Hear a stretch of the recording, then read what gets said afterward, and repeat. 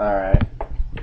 I got this old stereo speaker that I had gotten from a friend, and it wasn't that loud, and this outside part right here kind of tore.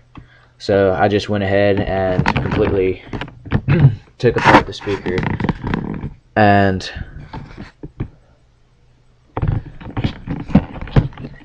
I used a piece of styrofoam plate for this part right here, and then I taped it all down with some scotch tape, and then I ran me a coil inside of here, made it on my own, and then I took away the bottom plate so that the coil could fit in there properly without messing up. And this is what it sounds like now that I got it fixed up. One sec. Let me attach my MP3 player real quick.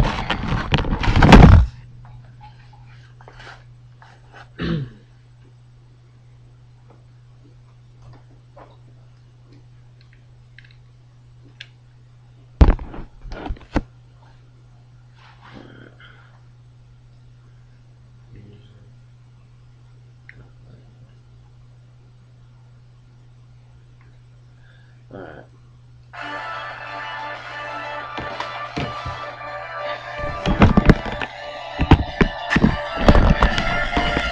And it works really good compared to what it did before. It's a lot louder, but there's probably a few tweaks that I can do to it to make it a little bit louder, but I don't have the time right now.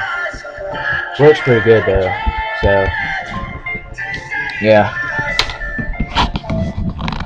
It's really not that hard. All you have to know is how to wrap a coil for the size magnet you have and how powerful the magnet is, so you know whether or not you need an amp to power it, because without the amp it's really quiet. And it's simple and easy. Anybody can do it.